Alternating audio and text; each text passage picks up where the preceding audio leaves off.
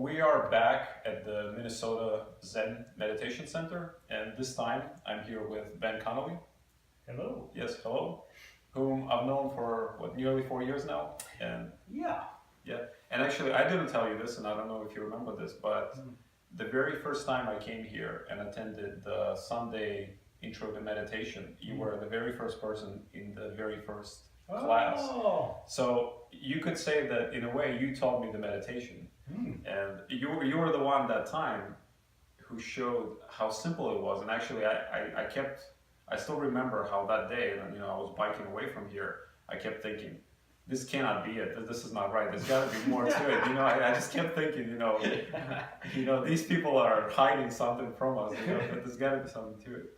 So, but later I realized that that's pretty much it, and that's what makes it really, really hard, right? To engage in life just completely, moment to moment. Seems like it would be simple, but it's hard to do.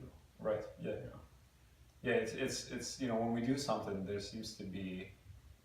It's a whole lot of range when you do something. You can do something kind of slower, then more active, and you think, okay, well, when you don't do anything, it's just that's it, right? But what I learned is that there's a whole range of how you can not do something, where you're just trying to sit and not do something, and it's also really, really hard, and there are these different divisions there. So yeah. But anyhow, so we talk about Zen, at least we begin about Zen, and we'll see wherever it flows. I like flowing. Wherever it takes us. So the first question is really simple. What is Zen? And I mean, how do you even explain this to people? Yes. Yeah. Well, Zen is a word that has a lot of meanings. So its original meaning means like a deep meditation state. State of being in deep meditation. But then it also is associated with a particular school of Buddhism, so it means like a sect of Buddhism. That's one of its meanings. And then we could say, millions of people have found different ways to say, what is Zen? Directly engaging in life with your whole heart right now, doing what you're doing completely right now, or seeing through all dualities, so people approach it in many ways. But it's a way of life that's based in an awareness of interconnection and a commitment to the alleviation of suffering for everyone, forever, to me. Right. So those are the three meanings that you could put into the word. Well, there's a lot. I mean, it's it allows room for people to put a lot of different meanings on it, but it's a way of practice that's for alleviating suffering. It's based in moment to moment connection. Right. So if someone out there is, I guess, keen on helping the world, so people who practice Zen have a belief or have a knowledge that may be the best way of going about doing that. Would you say that's the? Well, I would not say I or anyone knows the best way, because I don't think I can know that. But what I do think Zen has proven to be participating in the tradition of Zen, the practice of Zen, has been a way of honoring my impulse to alleviate suffering or to help people. Now, other people do it a lot of different ways. So I don't know if Zen's the best, but it's a way that really seems true to me and seems true to many people that I know. So, there's an old expression, what's the best kind of exercise? The answer is the kind that you will do. Yes. So the same thing is true. I mean, if your way of alleviating suffering is being a doctor, that's cool. And if it's being a Christian, that's cool. And if it's being an atheist, that's cool. And finally, we individually get to work our way out. But Zen is a beautiful tradition to support people who want to do this. And if it resonates with you, it can be very powerful in helping you do it. So in essence, whatever way one may choose, it has to be something that speaks to their heart, right? It just, you really have to resonate with it. I think so. Yeah. So on this note, what do you think, I mean, maybe you give us a little bit of a background of how you came to Zen and what in you resonated with Zen that made you choose this particular path instead of, I don't know, maybe yoga or Tai Chi or whatever else. I mean, there are a lot of things out there. Right? Yeah, yeah, and I do a number of them. You know, I do quite a bit of yoga in particular, but well, you know, I came to Zen just because I personally was experiencing a lot of suffering. Just I was angry and depressive and had a lot of shame, and it was just unpleasant. And so I was just looking for ways to be well. And also I knew that I wanted to contribute to the world. And I knew that my being so upset was making it so I couldn't do as much as I wanted to. So I looked at many different ways, and I personally have used a lot of different ways. So for one thing, I'm a recovering addict and alcoholic, so I've worked in recovery communities, and I've gone to a lot of Western psychologists, and that was awesome. I do a lot of... You mean without, it's not a facetious expression, right? You No. Awesome, right? Okay. Oh yeah, great, powerfully transformative. I do a lot of yoga and exercise, try to connect with my family, but within the process of just being like, I want to be well, I'm willing to do whatever it takes. Doing all these different things. One of the things that I kept hearing from people was like, oh, meditation is good. Well, that was interesting. And then I also at the same time was like, well, religion has been a major force for helping people to be well. Or so, people will argue that, but you know, a lot of people have said it's really helped them be well and be of service. So I was curious. So I read the Bible, and I read a bunch of the Quran, and I read a bunch of Buddhist stuff and some Hindu stuff. And what happened was the stuff about Zen just seemed true to me. And that brought me in the door. And so what I can say about what seemed true to me was it did not require believing in anything in particular. That was maybe at the bottom of what made me go, oh, this seems right. So I didn't have to believe anything. And then it just showed ways of understanding the world that were based on interdependence, realizing that we're not ultimately separate, we're all ultimately connected, which I just felt was true. And was like, rather than, you know, someone out there is going to save you, this is about you having an opportunity to do something beneficial. Right. So those things really spoke to me. And so then I just, you know, came to this place where we're sitting in to meditate. And I actually thought, oh, there's a lot of Japanese ritual involved. I thought it was very weird. Right? Yeah, right away I was like, this is really weird. But in between, there would be just meditation. We just sit silently for a half an hour, and it was like, I felt the peace of that. Felt peace. And then I started coming and listening to Tim Burkett, with whom we just had an interview. And the way he was teaching, just, it was like, yeah, I feel supported by this. This guy's talking about how to live in a way that I have some trust in. Maybe somehow deep inside you wanted to live, or at least having a bit of that way is yes, sure. Exactly. So there was like a meeting, and then that meeting allows for me to refine and develop how I want to articulate this life of wellness. Right. And then I guess, you know, how many years ago was that? That was about 15 years ago. So, as they say, the rest is history. now you're writing books about Zen. Yeah. Speaking of which, Ben has 2 books out there now. The first one I have read, and the second one, maybe you could tell us, you know, a bit about each one, just, you know, so people know. Maybe they can look it up. We'll link some Amazon links to the description of the video. Cool. Yeah. So the first book is called Inside the Grass Hut, and the second one is called Inside Vasubandhu's Yogacara. And whenever people hear that second title, they go, "What? I've never heard of that." Right. So the first book is more accessible. It is more probably directed towards a more general audience. So if you're kind of new to Zen or Buddhism, a lot of people find it like a really nice entrance point. But in the second book is more for people who are already involved in studying and practicing Buddhism. They're both based on ancient poems. So the first one's based on a Chinese poem called Song of the Grassroot Hermitage, which is really just a very personal expression from this monk from 1200 years ago named Shunryu, who just talks about living an extremely simple life with very little material support, and feeling a profound sense of connection to everything and deep, abiding peace, which sounds appealing. Right. The second book is basically about a system of psychology. A lot of Buddhism is psychological, and this body of teaching I'm talking about is almost all psychological. And it's really about how we can transform the way we experience and engage in the world from the very bottom of how our consciousness functions using meditative processes. Okay, so that would be the second book, and clearly that's I guess, a more advanced one, so to speak. Yeah, well, it would be less introductory seeming to most people now. Right.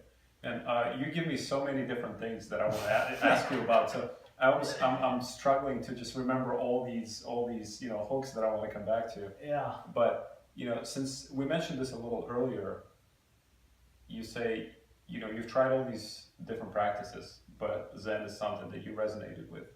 And would you say is Zen a religion in the traditional sense? And this may be, I don't know if it's a provocative question or just maybe something that gets asked all the time. If it is, why? And if it isn't, also, what makes it different? Or where would you put it in this landscape of everything that's out there? I like the way you phrase that question, where would you put it in the landscape? Because it is a question that comes up a lot. And I think that's kind of okay. I think it's actually fine.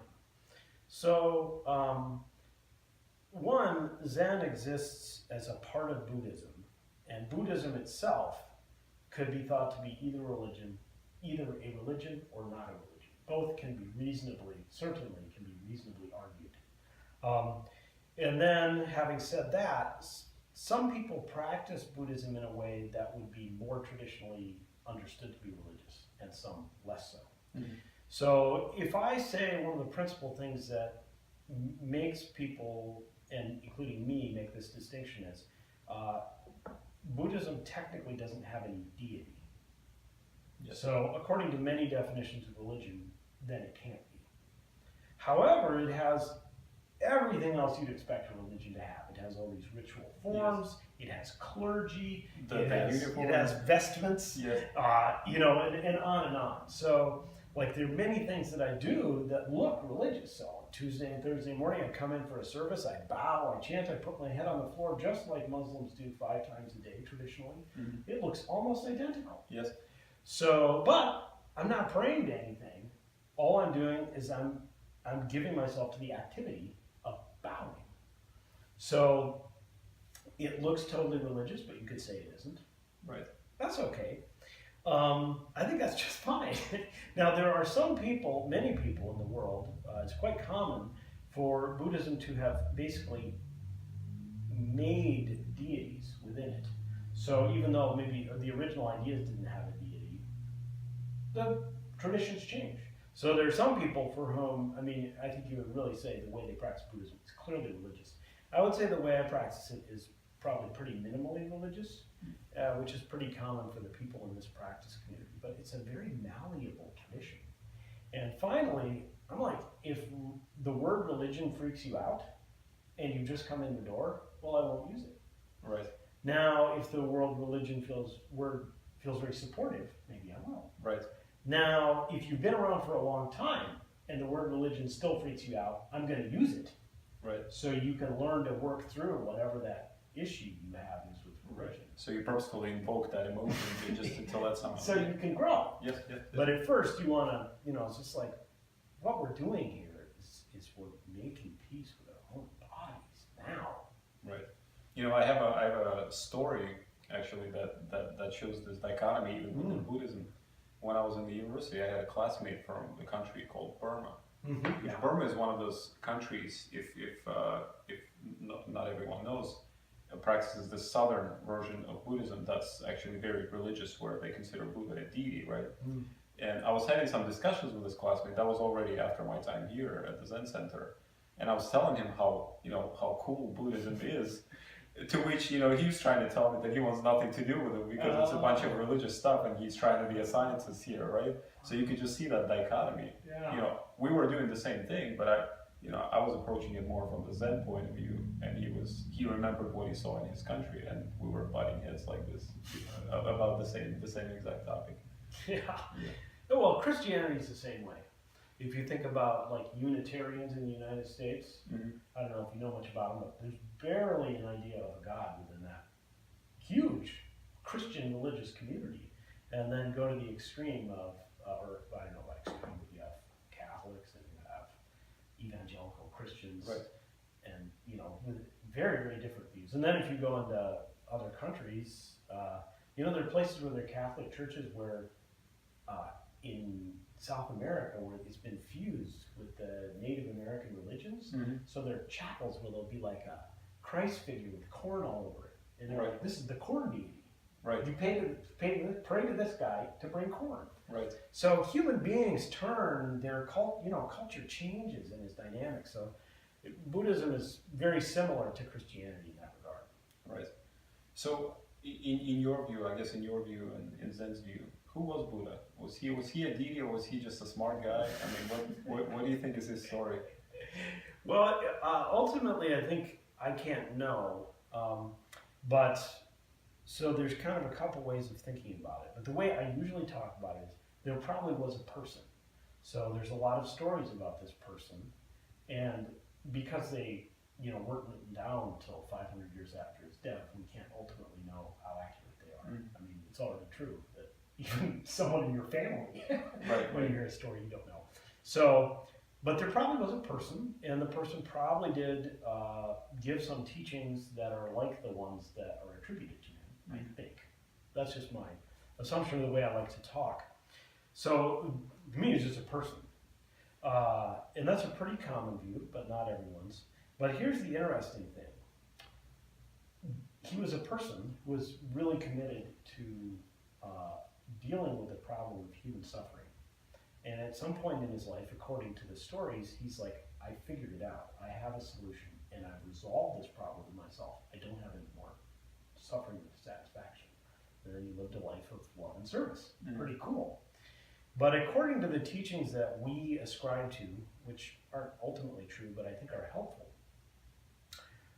the reason that he transcended his suffering, or was able to have this life free of suffering with peace, was he realized the totality of his connection to everything else. So he realized there was no separateness between him and everything else. What that means is, if we want to use like a mathematical principle, if he's not separate from anything else, you're Buddha, and so are you. Right. Because what he realized was his not separateness. What made him Buddha was that realization of not separateness, which means everything is Buddha, which sounds very religious. Right. But it's not a deity, it's just not separateness is Buddha. Connection. Right. So when someone hears Buddha, they should hear the connection or the unity, right? It's not quite unity because it's dynamic. So it's not like everything is just one. It's everything is in a constant state of interconnected flux. Right. Transformation. Things exchanged or whatever, however we want to imagine it. Yeah. It's interesting that you mentioned the mathematical way of putting it. Recently someone asked me, what is the first and most important thing they should know about mathematics? And of course you hear, about axioms, and there were these different people offering different answers. And my answer was that the first thing you should know about mathematics is it uses this dichotomous way of thinking. And an example I used, I said, if you start with the most basic thing in mathematics, which is, you can call it a set, right? A set of something, of some objects. Just the sheer fact of the existence of a set already implies that something can be in the set or outside of the set.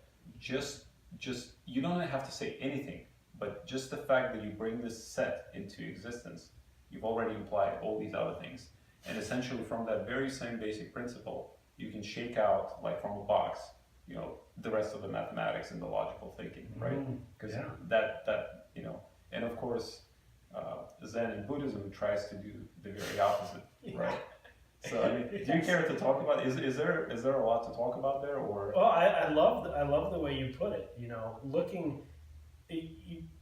continually looking underneath the most basic assumptions is powerful and effective. And you know, it's part of Western philosophy, but it's also part of the Zen tradition for sure. And you put it well. Really central idea of Zen and actually all other. There's a whole affiliated set of types of Buddhism called Mahayana, and they emphasize seeing through dualities or dualistic thinking. Mm-hmm. So they point out that we are constantly, unconsciously making duality unbelievably rapidly. So duality, I feel like we're separate beings. Right. You probably think you Right. exist separate from me. Well, that's okay, but it's not an ultimate truth. Right. We're But- also simultaneously just together. Yes. You know, we're breathing the same air. There's probably radiation flying across here. So there's a lot of stuff that's going on that seems to go unnoticed or even unthought of, right? Yeah. And when you speak, it's instantly part of who I am, Mm-hmm. you know, and vice versa. So what I'm thinking is entirely dependent on what you're saying or just said, and also the fact, my awareness that you're watching this. Right. So we are co-creating this. Right. And I mean, even when you say something, or I say something, that can invoke certain emotions with me. And that literally changes the state of my body, of the hormones, of the whole biochemical makeup, and vice versa. I could say something, you know, to make you angry, or, you know, you can say something to make me laugh, right? That changes everything. Yeah. So, and the question is then, you know, where is you and where is I? Because clearly this one entity is affecting the other. Well, usually it can only affect something that's part of you, or at least, you know, that's how you can perceive with the logical brain, right? Yeah, in a way, it's like, it's useful to see, I mean, all the dualities we use are helpful. I mean, math is helpful, Mm-hmm. and realizing that I'm here is helpful, because, you know, if I want to take a drink, otherwise I might like throw it over my shoulder, Right. as my mouth is here. Right. But what we're missing is how totally we're connected. And the thing is, this is why Zen might look like a religion, is all religions are talking about this ability to realize we're connected to something huge. Now, most of them would say it's like outside of you, so like there's some huge God that's out there, and you can just touch it. Mm. But the mystic traditions of all the monotheistic religions and Buddhism say you already are it, and you can realize that. And when you realize that, you feel a peace, and you feel a connection, and then the way you act changes. Because when you meet people, you know, I'm connected to you. And you know, when you do something, you realize that act is connected to people all over the world, animals and plants. Mm-hmm. Yes. So this, you know, I guess I'm trying to switch gears a little bit here, and meditation. So if Zen is meditation, that's one of the ways of looking at it. How does it help? You know, what is so magical or special about, you know, the simple act of sitting down, kind of like we're sitting now, and just breathing or watching your breath? I mean, a lot of, you know, intelligent people have done it over the last 2,000 years or something, right? So there's got to be something about it. How can you explain this to someone who's completely new? Like, it seems to be a lot of beginners want to know the more of a practical value. What kind of benefit can they get out of this practice? Yeah. I just want to play with your words. A lot of people who probably weren't very intelligent did it, and they were cool too. But anyway, I might be one of them. We won't name any names.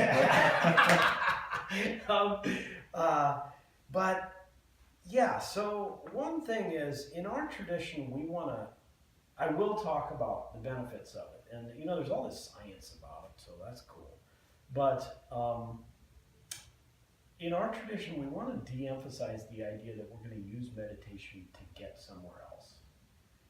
And so we're really going to want to emphasize a meditation that's just about being here. Because we're going to say the fundamental problem that causes so much of our suffering is this desire to get out of our lives. Mm-hmm. Or like, to maybe be too trite, but John Lennon said, life is what happens when you're making other plans. So he points out something about how we are, how we miss some opportunity to engage in life that's always available. So on the one hand, I want to just, before I answer that question with some ideas that make Zen look like meditation look like an instrumental method, and just say the practice of meditation is about just being in life now, which isn't a passive thing. Actually, people go, well, this looks very passive, but I'm very engaged if I'm sitting in meditation with everything that's happening. I may not be moving, but I'm pouring myself into life. And so the thing is, when I do that, then to make it start to look like what is the improvement that happens, then I begin to be able to carry that into other activities. So when I'm talking to somebody, I'm more able to pour myself into this interaction and not be sitting here thinking, what am I going to do next? You know, which when you're being interviewed, you're more likely to pay attention, but you know, you might sit down with your wife and there she's talking to you and you're going, what am I going to do next? And then there's no connection. So it's an activity of pouring yourself into connection. And this can be true in conversations and it can be true in acts. Like we were talking earlier, we were talking about working and how it felt good when you felt very concentrated while you were working on something. When we work on something, we're like doing one thing and thinking about something else, it feels alienated. We're not connected to the act, we're not connected to our life. And so the practice of meditation can allow us to bring our capacity to do what we're doing now with our whole selves. And that it both feels good, generally, or feels better than doing the other one. And we do the things we're doing more completely, so there's more connection felt. So I can say that, but there's, we'll say one other couple of things, which is another important component of this is if you practice meditation, you'll have feelings come up. And you'll be able to be like, oh, I have a feeling, and now it's gone. And you don't have to get rid of feelings. You don't have to repress them. You don't have to make them happen. You just go, there's a feeling here, and now it's gone. And you realize when you have feelings, you don't have to act impulsively. You can just let the feeling be and be there for it. And so it's like, you can be like, oh, I don't have to freak out when I have strong feelings because I can just sit here. And then that reduces our impulsivity. And for reasons that get a little complicated, it reduces the tendency to feel painful, unpleasant emotions that drive us to do things that are not so great. Yeah, this impulsivity, at least, well, in my life, it's caused me a good deal of trouble. Me because, too. you know, in relationships with people, you say things that you later regret, and you know, you might do, things that you wish, you know, you didn't do. Nothing too horrible or terrible, but you know, it could have been a lot smoother or easier if you didn't do them. Wow, me too. Many times, like including this morning. but you're right. So ever since I started the practice of meditation, I noticed that if we want to call them benefits, you know, some of the benefits I noticed is, in particular, it helped me drop a lot of the, you know, habits that were not, I consider them that were not so beneficial to my life. For instance, I dropped coffee pretty much on the spot. After one morning, I was drinking it mindfully, and I asked myself, why am I drinking this thing? In other words, it's like I woke up for the first time, and I saw myself drink this, and I asked, you know, did I choose to drink this? Or did society just by some conditioning press it upon me that it's the thing you're supposed to drink in the morning? And literally, as soon as I realized that, the next day I was done with coffee. So, you know, it could be as powerful as even, you know, I don't know if you can, cigarettes probably harder, right? Because there's an actual addiction. With coffee there is also, but, you know, that's what I was able to do. And just in conversations with people, like you mentioned, when I hear someone talk and someone speaking to me now, I'm a lot less likely to just let my mind run and think, oh, you know, that's the next thing I want to say. So I actually listen to what they have to say. And what I learned is that the responses I then give are so much more insightful and deeper because I actually listened to what they said and I kind of lived the thought they were expressing. So what I come back with after that, if I come back with anything, maybe I can just say like, okay, that was good, right? You don't have to say anything, something to whatever someone says to you. Yeah. So, yeah, no, that's quite good. So I would just love to say, I really think you hit on a good point, is that meditation allows you to live a more intentional life. So you're talking about, like, what is this? What am I doing? So we sit here and we go, what even is this? Mhm. You know, like you were talking about diving into those assumptions of math. What is this? And then we can, you know, instead of acting out of habits, we act out of our more deep intentions, or what the guy who founded, Katagiri Roshi, who founded this practice place, called our inmost request. So that's a beautiful thing about meditation that you hit on perfectly. so the inmost request is that's the center core of everything. Is that how you describe it? Well, it's a personal thing. It's like your values as they manifest. And you know, a lot of times we're not really acting on our values. We're just kind of, I got to get to this thing, and I got to get to that thing, and I got that. And if we stop, and what really matters to me? Like,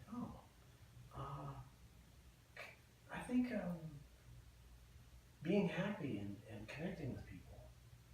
You know, so you kind of tap into that, and all the habitual things you're doing can start to fall away, and you start to make a life that's built out of this more deep intentionality. Right. So, but it's different for people. It's not like there's one thing of it. But I point to this part of the body because I feel it personally. Right here, sure. Yeah, no, that makes sense. But you know, this about the idea about these assumptions and questioning these assumptions, it actually, the moment you question one, at least for me, that's the way it was. You realize if they were able to fool me with, say, drinking coffee, which is kind of important. It's the stuff you put in your body. It's a direct connection to you. Yeah.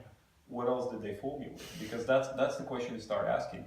And all of a sudden you realize there is this whole onion to peel, and you can peel these assumptions layer by layer, and you don't even know where it goes or what's in the middle. You know, you know that this stuff that's falling off is not real. You know, there's something that's much deeper inside.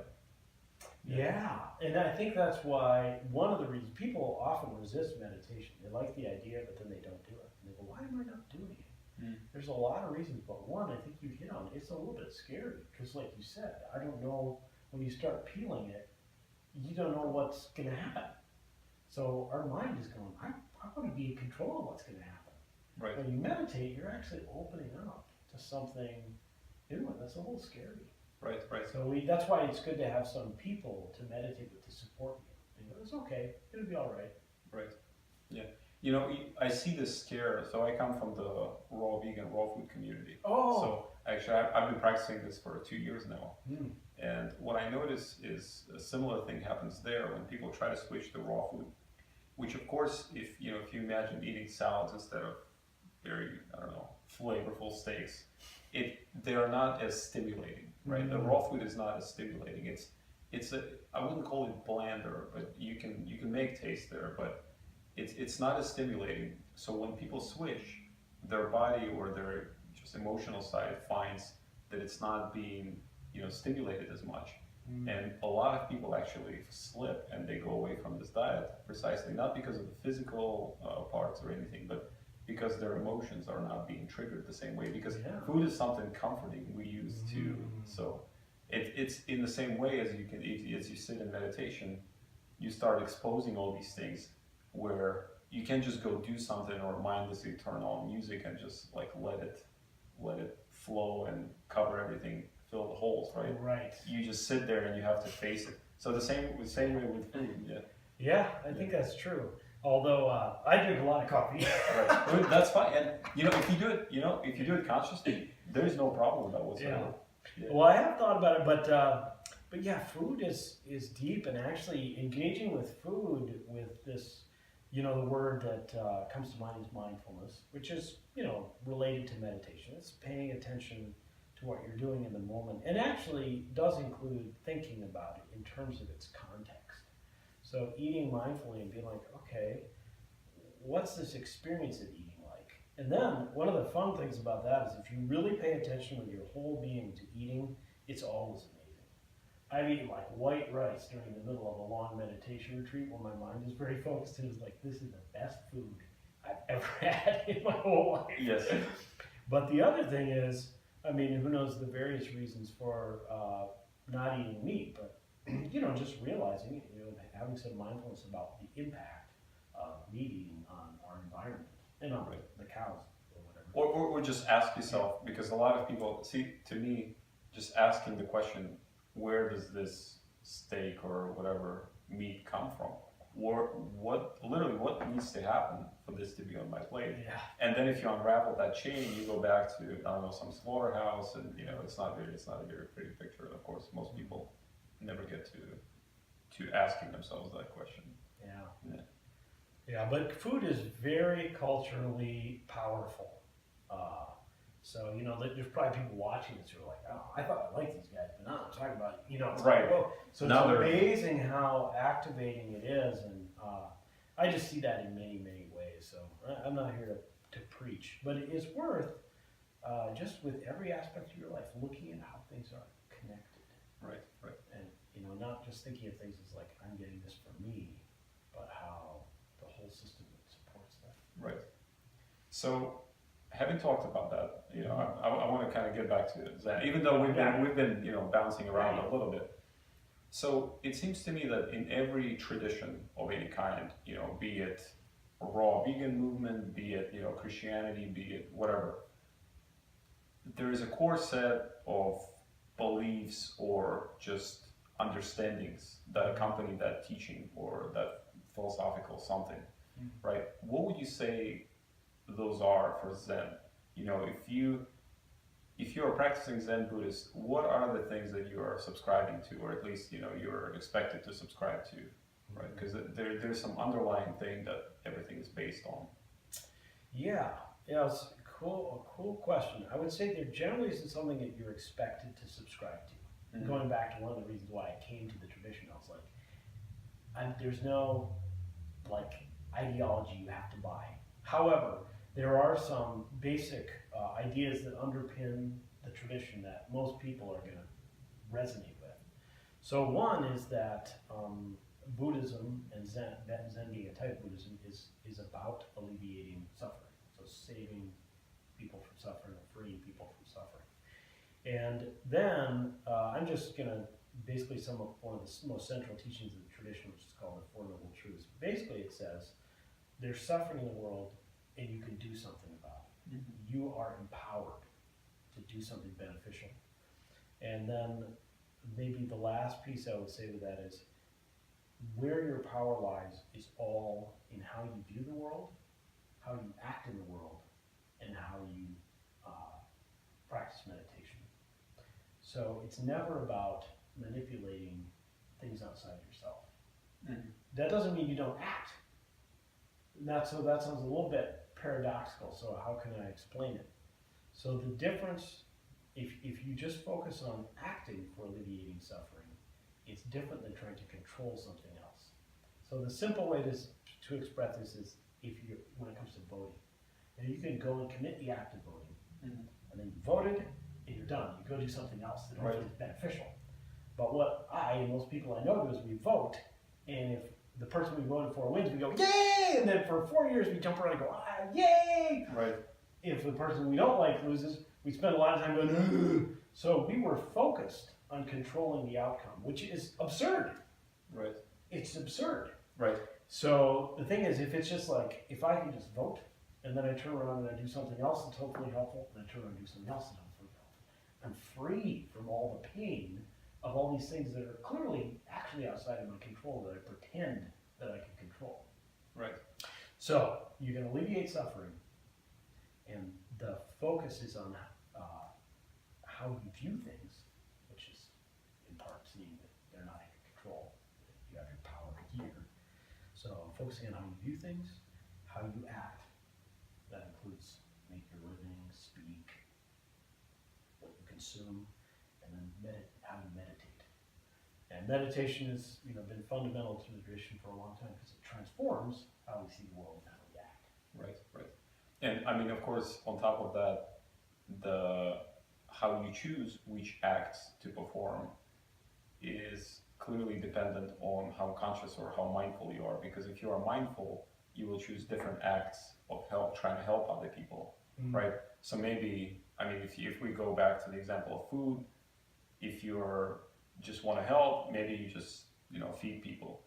If you're conscious and mindful, maybe you will feed them, I don't know, something without animal products or something, because that in turn causes more suffering, right? So you're able to unravel these things a lot deeper. And so yeah, and I mean that's just a constantly unfolding process. So one of the things I like about it's not about like, here's the answers, you just do this. And right. And I mean there are some practices that are encouraged and supported, but finally it's a life of a way of engaging with the dynamism of life, moment to moment, and really saying, what is in my heart? How can I enact that for the alleviation of suffering? And then just ask that question again and again. Right, sure. Yeah.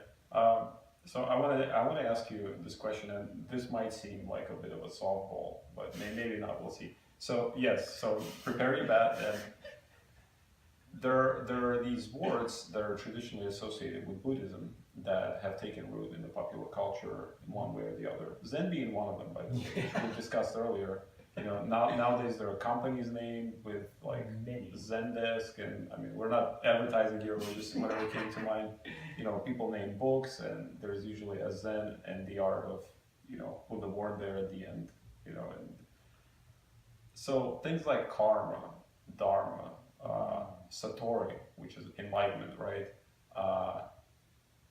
And I'm sure I'm missing something, but could we go through those a little bit and just give, maybe the proper meanings of what they really mean to clear out the popular culture? Yeah, karma is an activating one. Right. Well, karma means really different things to different people. That's kind of like we were talking about the variety of types of Buddhism and Christianity. Karma actually means really, really different things to different people, even within Buddhism, and it's also a central concept of many other Indian-based worldviews. I will say, I'm going to just talk about it, how I teach it, and how I feel like this is well supported by the ancient Buddhist literature. Karma basically means emotional, cognitive, and intentional habits. Or you could say emotional, cognitive, and intentional conditioning. So we have, it comes through culture, it comes through biology, because different kind of animals have different behavioral habits, so do humans. Right. So there's biological, familial, cultural, personal. So there's this huge, unbelievably immense body of conditioning that forms our way of having emotions, intending to do things, and thinking about things. And the thing is, we are participants in this system. So this system is really, really, really big. Just the number of concepts that have come into our consciousness through the languages we learn is insane. Yes. Hundreds of thousands of words, I don't know. And then we have our emotional habits, and everybody's different. So there's a huge power to all this conditioning that creates tendencies. And you can just see why do all these people in this country hate the people in that country? Right. You can say that's karma. They have a lot of conditioning to produce that. But we're participants, because in every moment, and this is what's, I think, most revolutionary about Buddhism, it emphasizes that we're participants in the process of karma, because in every single moment, we engage in intentional, emotional, and cognitive acts. And so when we do that, we are putting something into that system of conditioning. So the question comes down to, moment to moment, what are we putting into this vast ocean of conditioning, much of which creates human suffering and suffering for other species? Right. What are we putting in? Can this be a moment where I put in this compassionate awareness instead of trying to control or grasp? Right. So I would say that's basically what karma is about. So there are people that say if you have bad karma, you'll be born in another life with bad stuff. As a stone or something, I don't know anything about that. Right. I just haven't got any experience with it. But the idea that we're conditioned just resonates with my direct experience, and the fact that I can transform the way I experience the world, my emotional reactivities, my intentional tendencies is very clear to me because it's happened. And I can see how that happens culturally too, in a group of people. Right. And after that, whether you are reborn again as a superhero or some sick individual, so be it, right? I'll find that out later. Right. So why worry about it? Yeah, that's my attitude. Sure.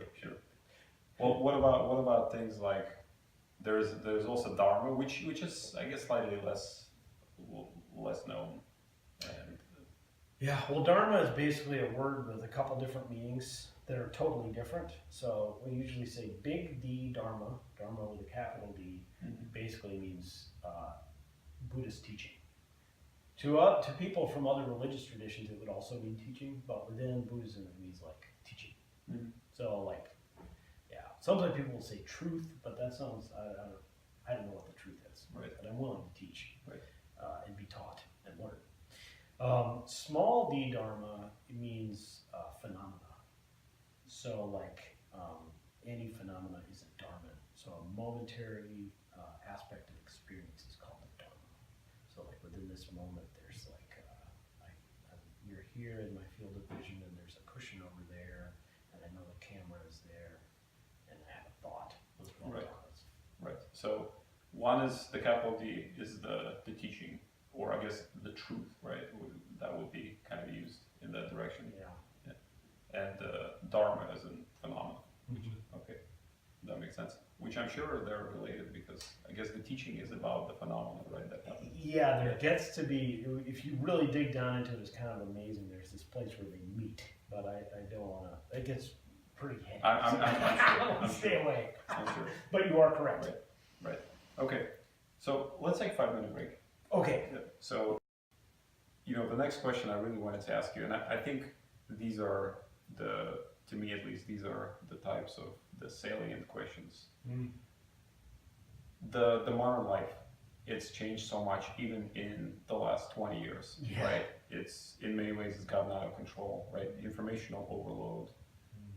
Life is getting faster, easier to get information, bombardment from every direction, right? So the instant messaging, the radio, the music, it's so easy to get a hold of something, so easy to distract yourself. So on one side, it seems that the relevance of Zen is increasing, right? So it'll help us really focus, kind of drop all of that off. But on the other hand, there is this idea that, okay, maybe it's not so relevant because it's, all these old fogies kind of thinking about stuff and, thinking they know something. Like, where's the balance there? And I mean, what's your take on that? Because you travel a lot, so you talk to people. I think there is an enormously growing interest in meditation, and Zen is basically part of that movement. So, I mean, I teach meditation in more context than I ever would have imagined 10 years ago. Correctional facilities, halfway houses for people in recovery from addiction, police officers, psych-trained police officers, corporate environments, schools are doing it now. So people are realizing that there's something valuable about just being in life in a more simple way.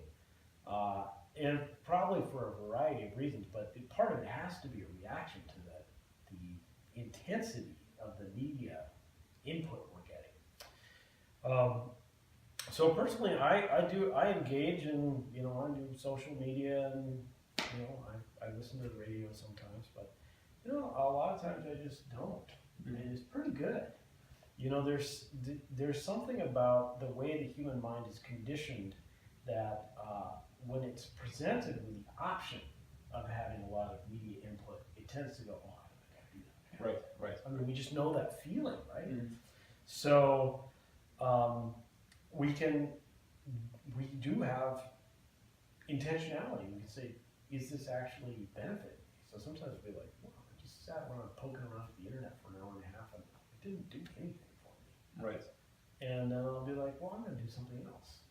But I'll notice that even though I think that, there's like this impulse to just keep, it's like a mouse in a cage that wants to hit the same bar over and over again, get a little reward thing. But we can develop our capacity to live more intentionally. And sometimes I poke around on the internet, it's great. I'm learning, I'm connecting with old friends, it's cool. Right, or read something, even about Zen, or... Yeah, sure, yeah, I'll research Zen on there, why not? So it's not about some kind of absolute things, but I think a lot of us can just feel that it just feels kind of fractured, and so it's nice to have a break. Right, so Zen is, in this case, is the vehicle that provides, one of the vehicles that could provide that. Yeah, it's a culture that encourages us to step away from that. There's a whole culture of Zen. It's about doing simple things with your whole heart, gardening, cooking, right. Sitting still. Sure. Well, another thing in our society that's very much pervasive, especially in the Western society, and I think the United States is the originator of that idea, right? Capitalism, the money subject. Yeah. So, how do you reconcile the two? And do you even see a problem there at all? Where Zen is saying, okay, drop the attachment to things, right? Just be with yourself. And this idea of money. Is there a contradiction there, or what's your take on that? Well, there probably is some kind of contradiction, but what I can say and what I try and live and try and teach is to kind of go back to what we were saying earlier about investigating these assumptions. Most people that I know, including me, have some kind of underlying assumption that we gotta get just a little more money, and that we'll buy things and that's gonna make us happier. So it's like, I'm gonna get a new phone, iPhone. I don't even know what it is. iPhone 12 at this point. Right. Anyway, so the new iPhone, that's gonna be really cool, or a new car, right. or a new piece of jewelry, whatever it is. So some part of us thinks that's going to be the satisfying thing. And that's connected to money, right? So money symbolizes security for us. But what I encourage is just questioning that with some intentionality. So it's not like, now you have to give up all your possessions, but just really look at how satisfying was it? How fast did I go from being that new phone is going to be the solution that's going to be awesome to complaining about it, right? Which is usually 48 hours. Yes. Right? So it's about having a conscious engagement with that process of desiring to consume, consuming, and getting rid of things, and letting that conscious engagement transform you in however way it does. So it's not about a rule, you have to not have these or not have those or stop doing this. It's about a process of personal investigation. But I will say that, I think our culture is painfully and sadly materialistic, and people suffer a lot because of it. Right. Both people who have a lot of material wealth, who are not probably ultimately satisfied by it, and people who are really brutalized by the system, worldwide of global capitalism. Right. Either being the cogs in these machines, or just because their psyche is so conditioned, these things are so entrenched, with the facts that, okay, I have to get money, I have to work, I want, and, causes all kinds of unhappiness. Yeah, well, and the way the system works also, people starving, Right. There's a lot of really harmful stuff that as a culture we could do a lot better supporting everybody if our focus changes. Right. So I can't make everyone change, but what I can do is I can work on that change here, and then I can participate in culture in a way that maybe moves things in a better way. Right. Well, so I want to kind of bounce this idea off of you a little bit, just to see what you think, because when I was asking myself these very questions, to me it was also a bit of a contradiction, because if I had a certain skill or knowledge or know-how that I've acquired over my life for some time, and I knew how to use something or do something, and I always wanted to help people, but if I had to charge money or ask for something in return for these skills and knowledge, it didn't really sit very well with me to do that. So I was really having a bit of an issue on trying to resolve that. And so one way, I'm not saying this is the perfect answer, but one way I resolved it for myself is I told myself that the fact that I'm charging for this could act as a filter. And what I mean is, it could act as a filter for determining who's really serious about wanting to do what I'm about to teach them versus who's just kind of wants to know it, and because it's available for free, might as well, check it out or something. Does that make sense? So, Yes. So if I'm, to give you an example from the things I do, if someone's asking me for help, about raw food or this diet or how to improve their health, the exercise, the sport on the raw vegan diet, and I do a consultation, right? If there is, from a certain point, there is money involved for this very reason. It's not even the amount that's important to me. And in fact, I would even go as far as saying I almost never spend that money. It just kind of sits there. I have a little bank account. It's not big. Yeah. But this very fact that a person gives me something shows me that they're willing to learn already. So it shows me the seriousness. It opens up. It's like a commitment. Yes. Yeah, and people, they'll feel that commitment. They'll be like, oh, I better pay. I really want to do this. Right, so now I give resources, Yeah. I have to get something back, and they're really trying to get stuff from me, and what I'm giving them is the information, the certain. So what do you think of this? Is this? No, I think that's really true. Some meditation groups have done lots of different ways, but one of the ones I do, or some of the ones I do, they're set up so you have to pay and sign up for a while. And one of the things is I need to eat, so that helps to support me, which is a very valid reason to charge money for things. But I hope. Right. But the other thing is, if people sign up for the thing and pay for it, they go, oh, I'm going to do this. Right. It helps them make a commitment to do the thing that they want to do. Or like gym memberships do the same thing. That thing says, oh, no, I'm going to go actually do the exercise. And people struggle to exercise. So I think there is definitely some truth to that. Yeah. Right. So it's just something I've discovered along the way, because it was really quite a bit of a trouble to me to answer this question for me, because I thought they were mutually exclusive, but then I realized not so much. You can actually work with this. Yeah. So back to your answer about the money so money itself is not the evil part. It's what we choose to do, how we choose to act, and how we choose to approach the situations that money creates or magnifies. That's probably true. I haven't thought of it in those terms. But the thing is, I don't tend to think in big absolutes. So practically speaking, I don't think money's going away real soon. Right. So I'm more interested in investigating what we're doing with money, how I engage with it, than kind of thinking, oh, money is the root of all evil. I don't know, what am I going to do with that information? So, plus evil, puts, I don't want to get into the question of good and evil. I want to get into what's my choice?